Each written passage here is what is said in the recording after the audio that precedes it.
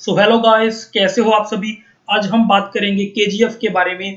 KGF का नाम आप सबने जरूर सुना होगा क्योंकि इस नाम से 2018 में एक बहुत फेमस एंड सुपरहिट मूवी भी आई थी जिसने बॉक्स ऑफिस पर 250 करोड़ से ज्यादा का बिजनेस किया था।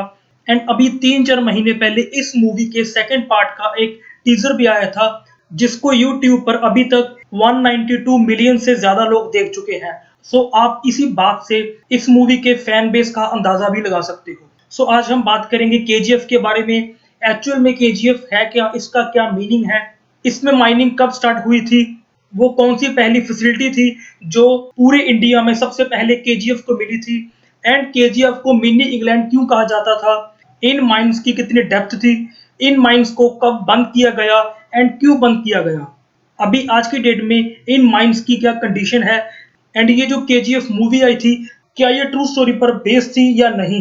सो आज हम इन सब चीजों के बारे में देखेंगे। तो अगर आपको इस सब के बारे में नहीं पता तो वीडियो को लास्ट तक देखें एंड अपने दोस्तों के साथ शेयर करें। सो सबसे पहले हम बात करते हैं इसकी इंट्रोडक्शन के बारे में। केजीएफ की फुल फॉर्म है कोलार गोल्ड फील्ड्स। सो ये वो फेमस जगह है जहां से किसी समय गोल्ड की माइनिंग की जाती थी। केजीएफ जो है वो कर्नाटका की कोलार डिस्ट्रिक्ट में स्थित है।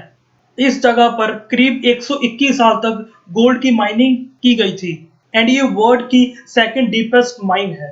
सो नेक्स्ट हम बात करते हैं केजीएफ की लोकेशन के बारे में। केजीएफ जो है वो कर्नाटका एंड आंध्र प्रदेश के बॉर्डर के पास पाई जाती है, बेंगलोर शहर से 100 किलोमीटर दूर इन साउथ ईस्ट डायरेक्शन में। उसके बाद नेक्स्ट हम बात करते हैं इसकी हिस्ट्री के बारे में। सो केजीएफ के बारे में पहली बार एक रिपोर्ट पब्लिश हुई थी 1804 में। एक रिपोर्ट पब्लिश की गई थी जिसमें बात की गई थी कि शायद कोलार डिस्ट्रिक्ट में सोना मिल सकता है। बट इन 1875 एमएफ लेवले जो कि रिटायर्ड सोल्जर थे ब्रिटिश आर्मी के, उन्होंने यहाँ पर गोल्ड माइनिंग के ऑपरेशन स्टार्ट किए एंड उनको सफलता मिली। बट बाद में ये जो पूरे माइनिंग ऑपरेशंस थे ये दे दिए गए जॉन टेलर एंड सन्स को, जो कि एक बहुत बड़ी ब्रिटिश कंपनी थी। तो उसके बाद क्या हुआ, यहाँ पर माइनिंग शुरू हो गई बट उस टाइम इलेक्ट्रिसिटी नहीं थी। हम बात कर रहे हैं 1880 की। उस टाइम पर यहाँ पर माइनिंग तो हो रही थी बट यहाँ पर इलेक्ट्रिसिटी नहीं थी। तो उसके बाद क्या हुआ, इंडिया के फर्स्ट पावर जनरेशन यूनिट बनाई गई इन 1889 टू सपोर्ट माइनिंग ऑपरेशंस। यहाँ से इलेक्ट्रिसिटी पैदा करके इस जगह पर पहुंचाने का काम शुरू हुआ। इसके बाद यहाँ पर इलेक्ट्रिसिटी पहुंचाई गई क्योंकि इन ऑपरेशंस को इलेक्ट्रिसिटी के बिना करना बहुत डिफिकल्ट था। उसके बाद 1902 में केजीएफ इंडिया की पहली जगह बनी जहां पर इलेक्ट्रिसिटी पहुंचाई गई एंड प्रॉपर इलेक्ट्रिसिटी दी गई क्योंकि इन ऑपरेशंस को चलाने के लिए इलेक्ट्रिसिटी की बहुत जरूरत थी। तो ये इंडिया की पहली ऐसी जगह बनी थी। अगर हम बात करें एशिया में तो एशिया में ये दूसरी जगह बनी थी जहां पर प्रॉपर इलेक्ट्रिसिटी पहुंचाई गई। इससे पहले था टोक्यो इन जापान एंड तब तक केजीएफ जो है ये बहुत फेमस एंड बहुत इंपॉर्टेंट जगह बन चुकी थी इंडिया के लिए क्योंकि इंडिया में जितना भी सोना निकलता था उसमें से 95% जो गोल्ड है वो इन्हीं फील्ड से निकाला जाता था। इस तरह चलते चलते इस जगह से ब्रिटिशर्स को बहुत ज्यादा फायदा होने लगा तो उन्होंने इस जगह पर हर तरह की फैसिलिटीज देनी शुरू कर दी।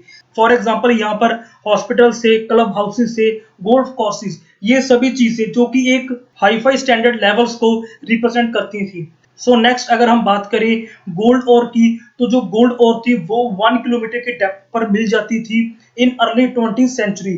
बट 20th सेंचुरी के लास्ट में आते आते गोल्ड ओर की जो डेप्थ थी वो 1 किलोमीटर से 3 किलोमीटर में शिफ्ट हो गई थी। मतलब इस टाइम पर जो गोल्ड ओर मिलती थी वो मिलती थी करीब करीब 3 किलोमीटर नीचे। अगर हम अप्रोक्सीमेटली बात करें तो ये बनता है 10,000 फीट, जो कि बहुत गहरा है। यहाँ पर माइनिंग करनी बहुत डिफिकल्ट थी बिकॉज उस जगह का जो टेम्परेचर था वो था करीब 47 से 48 डिग्री सेल्सियस एंड वहां पर जो ह्यूमिडिटी थी वो थी 95%। तो उस जगह पर इतनी नीचे जाकर जो माइनिंग करनी बहुत ज्यादा डिफिकल्ट हो गई थी एंड ऐसा माना जाता है कि 120 साल की माइनिंग में यहाँ पर करीब 6,000 वर्कर की मौत भी हुई थी।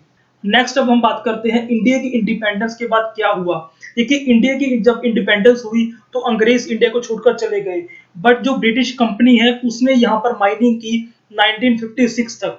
तो उसके बाद ये जो पूरा कंट्रोल ये इंडिया के अंडर आ गया एंड 1972 1972 में गवर्नमेंट ने इस पूरी माइनिंग को भारत गोल्ड माइंस लिमिटेड के अंडर लाकर इसको एक पब्लिक सेक्टर अंडरटेकिंग बना दिया। उसके बाद नेक्स्ट हम बात करते हैं, ये जो माइंस है, देखिए ये माइंस इतना हमें फायदा दे रही थी, यहाँ से बहुत सारा गोल्ड निकाला जा रहा था, बट फिर इनको क्यों बंद किया गया? ऐसी कौन सी कंडीशंस आई कि हमें इन माइंस को, इन फील्ड्स को बंद करना पड़ा? इन माइंस को 28 फेब 2001 के बाद हमेशा हमेशा के लिए बंद कर दिया गया।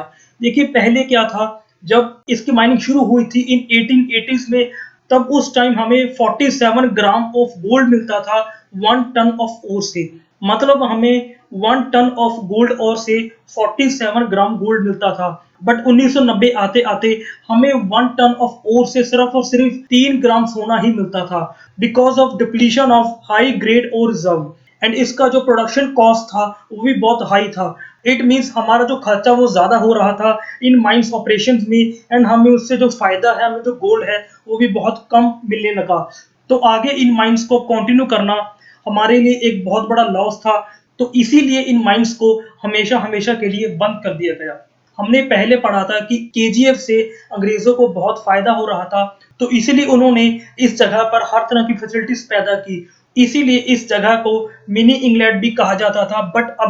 बट आज की डेट में हमारा जो मिनी इंग्लैंड है ये नर्क बन चुका है। अब हम देखते हैं उन फैक्टर्स के बारे में जिसके कारण अभी केजीएफ को हेल माना जाता है। सबसे पहली चीज, केजीएफ को एकदम से बंद कर दिया गया। कोई भी साइंटिफिक माइन क्लोजर प्रोसीजर नहीं फॉलो किया गया। इसका मतलब है इस पूरे माइनिंग ऑपरेशंस एंड एरिया को उस तरह से बंद करना चाहिए था ताकि इन फ्यूचर आसपास के रहने वाले लोगों को इस फील्ड से कम नुकसान हो। बट इस चीज को फॉलो नहीं किया गया।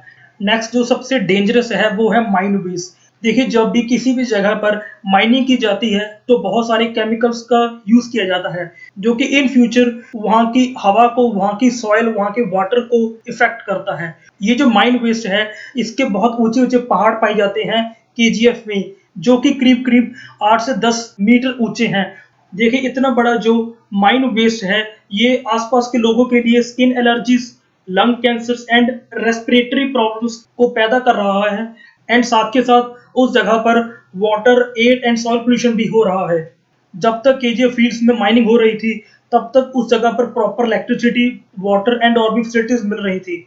बट आज की डेट में ना ही वहां पर प्रॉपर इलेक्ट्रिसिटी है एंड ना ही प्रॉपर ड्रिंकिंग वाटर।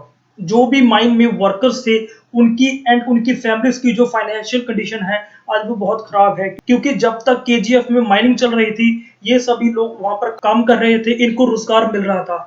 जब से वो माइनिंग बंद हुई है तो उस एरिया में कोई भी डेवलपमेंट प्रोजेक्ट नहीं लगा है।